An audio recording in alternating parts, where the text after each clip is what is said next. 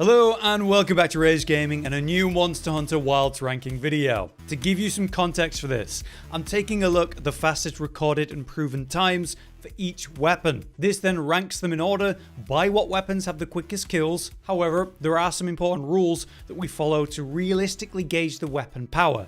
So for this, we don't look at heroic runs for one, because it does greatly affect the run. Essentially, you have to play at low health and never take a hit with that, which is impressive, but the skill is so potent that it pushes weapons well beyond what they do without it. And it feels better to judge the weapon's power levels without involving it, so that's what we do. And I also believe the TA wiki rules don't allow for it either. Nor do they allow for some trickery that we'll mention with, say, one charge blade run in a bit. In any case, I want to tell you what we're looking at today. Last week we looked at tempered arkveld and the best runs at the time for that. It was relatively common that people misunderstood that though, so I just want to highlight that.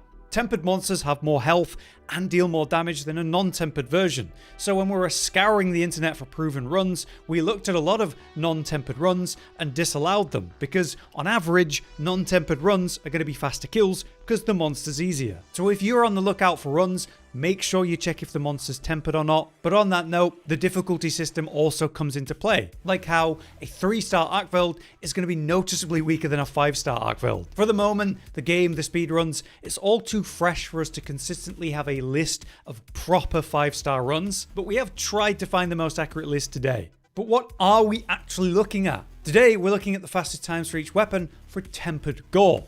This was interesting because we had a lot of requests to do a list for Gore instead of arkveld, because I guess a lot of people feel Gore is harder. I do think that a 5-star tempered arkveld and a 5-star tempered Gore is pretty close, but I definitely agree they're the hardest monsters right now. I guess when you're doing your hunts, really check what star level the monster is so you can make that fair comparison for yourself. But yeah, we've come back for a tempered Gore list this time, and I've made this video quite literally today, hours before it was uploaded, to try to make this list as accurate as possible. So I hope all of that context was good to know. Let's get into it. Sadly, for number 14 then, we have the hunting horn with a 4 minutes and 24 second clear. This is sad because it was also hunting horn at the bottom of the rankings for tempered arkveld last week. That may have changed for that category, but for tempered Gore, it hasn't. So unfortunately, it seems like hunting horn isn't performing as well as the other weapons, at least specifically in terms of output. Does that mean it's not fun and effective to play? Absolutely not. And when we're thinking about speedrun times, obviously maximizing weapons to their peak potential, a lot of us aren't going to be doing it. And ultimately, it's a 4 minute and 24 second clear of a tempered Gore magala. That is not bad at all. And I do think we're going to see faster runs for hunting horn in the future as more people give the weapon a try and actually start working on speedruns more. Next at 13th place though, we have Lance, a 3 minute and 15 second clear for Lance. And it's funny because Lance is really good against someone like Gore. Gore, you want to be at his head, poking the face and the horns, the feelers, as much as you can throughout the fight. And Lance is an incredible weapon for that purpose, because obviously you can go toe to toe with the monster no matter what it's doing. Every single attack, you can either perfect guard or go into that power guard and just ignore what it's doing. And because there's multiple ticks of damage for, say, the frenzy explosions, you can really pump up the retaliatory attacks, the counter attacks, after landing those perfect or power guards. So I think it's actually a great weapon for facing Gore, and I think maybe if we start to see some more runs for the weapon, we'll see some faster times. I do think Lance is doing well in Wilds though, especially with its showing against tempered arkveld, so maybe with some more runs against Gore, we'll see a faster time. Next up though, at 12th place, we have Bow at 2 minutes and 50 seconds with this fastest run. This is unfortunate because both Josh and myself feel that as a weapon, this should be able to do much better against Gore. The ability to tracer arrow the horns, the head, and just keep smacking them, or playing up close and using your discerning dodges to ignore what the monster's doing, this is great footage of exactly that. But for the moment, the output definitely is feeling that post-nerf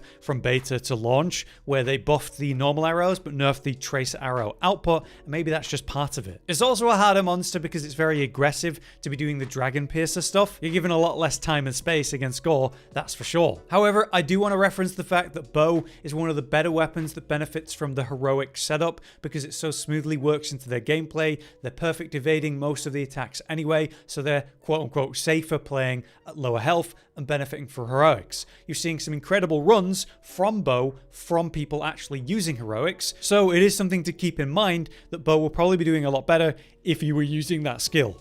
Next up for 11th place then, we have the light bowgun with a 2 minutes and 48 seconds and 58 milliseconds run, which is important because of number 10. But anyway, this is about where we saw the light bowgun last week for tempered arkveld, and so it's got a similar placement for Gore, which doesn't feel incorrect. Overall, the weapon is very smooth and quite straightforward to play. We're seeing in this case a lot of flaming ammo and of course pierce ammo, which is super effective against Gore. Staying at a medium to close range from the monster isn't too hard. You've got that smooth mobile gameplay, letting you evade the attacks and try to stay right in front, sending those pierce shots down the head, down the neck, down the body, with the way that you can shoot and move and shoot and move. And honestly, it looks pretty fun, enough to make me want to give light bowgun a proper try. I think this is a good showing for the weapon, and again, since it's similar to where tempered arkveld ended up, I'm not sure we're going to see much faster times than this, but we'll see. Next at 10th place though, we have dual blades, one of my main weapons, and this is from a creator that I've been following for years now, Yuki, who's a speedrunner that's well known in the dual blades community. It's a pretty incredible run for dual blades here, which is definitely having a hard time in the current version of Wilds against the monsters we're dealing with, because they often have those awkward element hit zones. In this case, we are able to make better use of that because, Gore is a bit more vulnerable to element, but overall, Wilds doesn't really engage with element since it's so kind with raw and say status thanks to the artian weapons. So dual blades still finds itself in a bit of a weird place, and that's why maybe this is a slower run at 10th place. I will say though, a heroics run for dual blades I had a look at today for Gore, and there was a 1 minute and 55 second clear, so it can make use of that and can jump itself forward, just like all weapons could, if you were using heroics and playing perfectly. I do really hope in update 1 though, that element gets some love, so that it competes better with this whole raw status setup that everyone's running.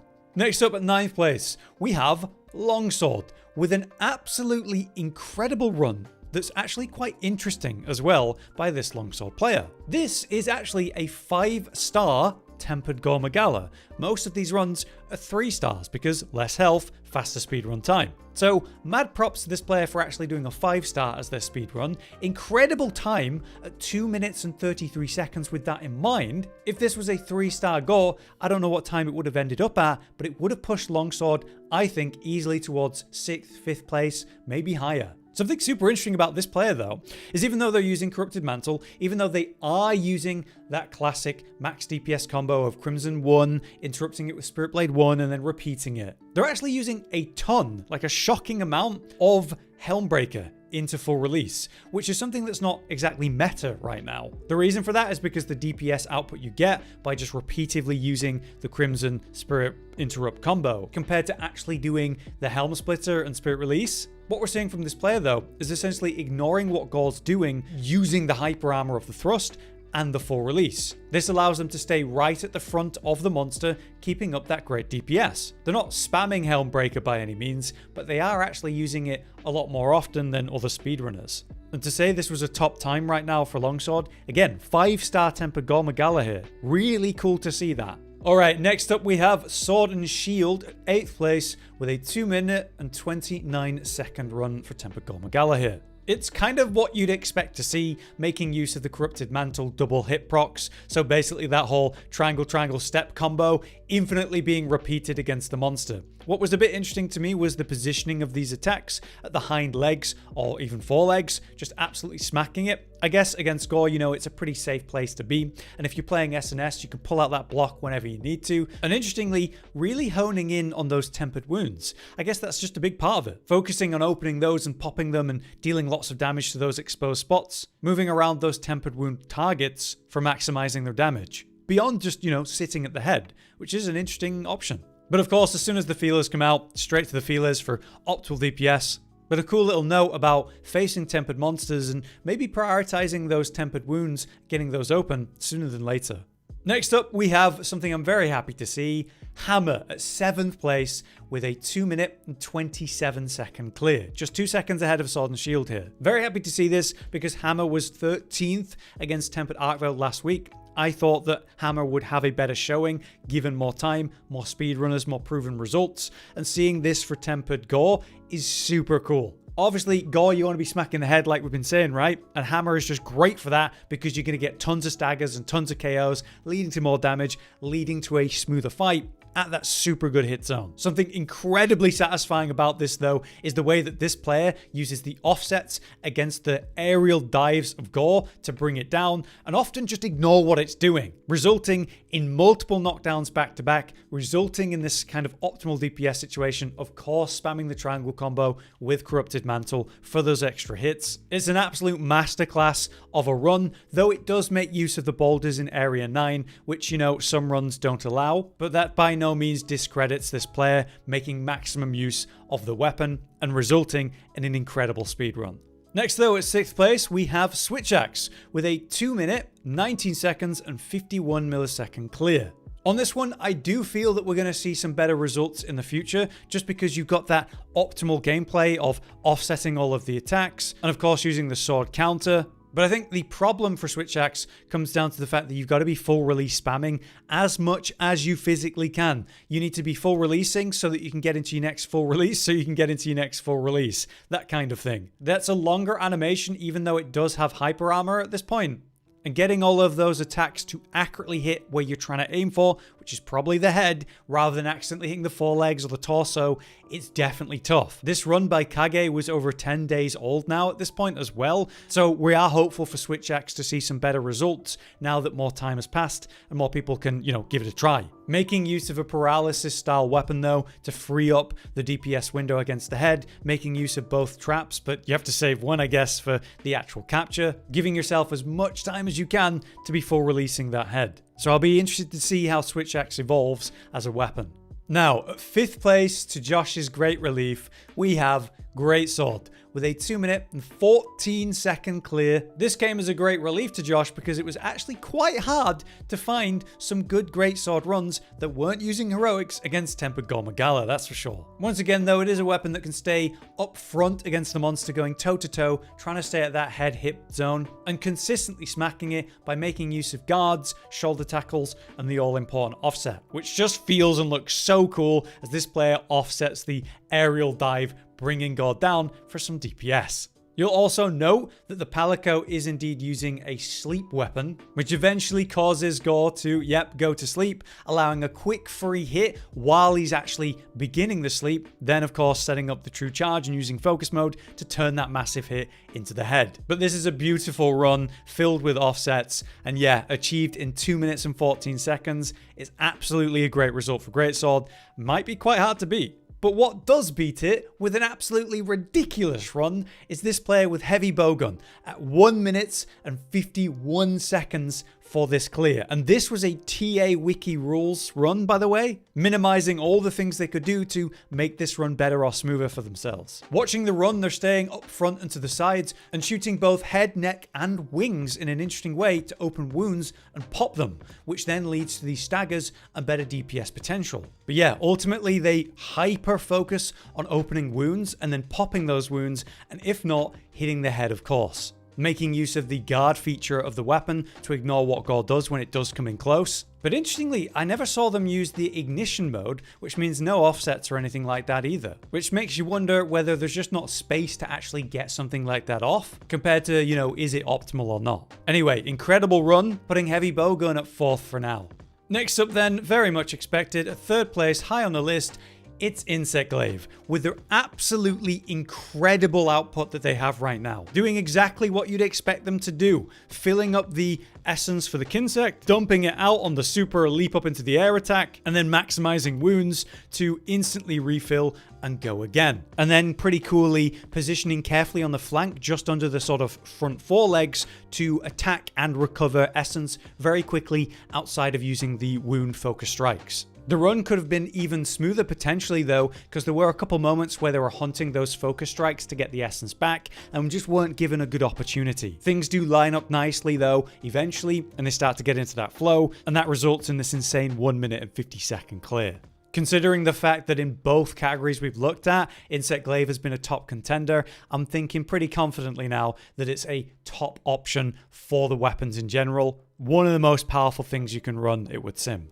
But above it, at second place, we have Charge Blade with a 1 minute and 48-second clear. Charge Blade was a top pick for the last list, so just like Insect Glaive, it's definitely proven itself now to be one of the most powerful weapons in the game. This is a playstyle centered around power axe, which means setting up the charged axe and going to town with the chainsaw blows at the best hit zone. In this case, we see a mount to open the fight, popping a might pill on the down, then popping the head tempered wound for another knockdown, which gives the free DPS window at the head, which results in another knockdown for ridiculous DPS, all combined of course with the corrupted mantle, getting extra procs of damage off throughout all of that. Maximizing the DPS combo here by doing the ED1, ED2 into the interrupt with triangle, but as I said last time, continuing into the element discharge into the follow-up for the great vial pops and KO potential at the head when given enough time, which seemed to be done during the first paralysis. When it came time though, a pit trap was put down, prepped with trank blades, and then just smacking the hell out of the head while it's already set to be captured, so the moment it goes over that threshold, it's an instant capture and end to the hunt. Really satisfying to watch, great run. But you know, there's a run significantly faster than this for Charge Blade, which would put it at first place technically, that I have to acknowledge. This run was an insane under 1 minute clear, where the guy basically sets up in an expedition. So he ultra buffs up and pre-setups the weapon before the fight. This means he attacks something else to charge the shield up, overcharge the vials even, before ever actually attacking Gore. The moment he goes to attack Gore, the timer actually starts at that point, but he's clearly prepped in a way that most speedrunners are simply not. This type of thing isn't done because it's kind of unfair. Some weapons can't prep in this way to get any benefits like this, and you need the RNG of the monster to show up naturally on the map to be able to set this kind of expedition style up. It's definitely worth highlighting. It's still an incredible run. I just can't fairly count it on this list, and I don't think that would feature in a TA Wiki rule run either. But gotta be acknowledged. But at first place for the moment, we have Gunlance with a 1 minute and 47-second clear. That's 1 second faster than the Charge Blade clear we just looked at. What's interesting about this setup is the way that they don't actually start fighting the monster initially. They go aggro it, lerp on it, and bring it down to a specific ledge that's very tight, forcing Gore to be basically in this tiny environment where they can barely move around, allowing this player to absolutely go to town on it. Not all weapons are going to be able to do this, because not all weapons can ignore what the monster's doing or have that reliable block to take chip damage instead of getting absolutely smacked. And getting all those pops and explosions going through the torso of the monster, clearly very effective as well. Gunlance output has been incredible in Wilds. It was also at the high end of the last list, and once again, clearly high end, first place in this case as well. It's one of the few weapons I'm seeing not use an Artian weapon for its best pick as well, which is a welcome sight. So, incredible run and first place for the moment. But there you have it. That's our list for Tempered Gore as of the 16th of March. We found that the runs for Tempered Gore were a lot slimmer and less common than the runs for Tempered Arkveld, especially just 2 weeks after release. But both Josh and I agree that various weapons are going to get much better times as more people actually attempt Gore speedruns in the coming weeks, so we may come back for that. Weapons like longsword and bow are surely going to jump up, and maybe hunting horn will get some better times. Here's hoping. Anyway, for now, I hope this was both useful and interesting, but until next time, I've been Hollow, you've been you, thanks for watching. Josh, Cotton, and Hollow with the videos, dropping the humor like a hammer on your tippy toes, bringing entertainment on a daily arrangement to take our insanity and turn it into entertainment. Yes, I said entertainment twice, to reiterate that it is nice to look into your faces on a mostly daily basis when you let us in your homes to make the whole world a stage. Goodbye.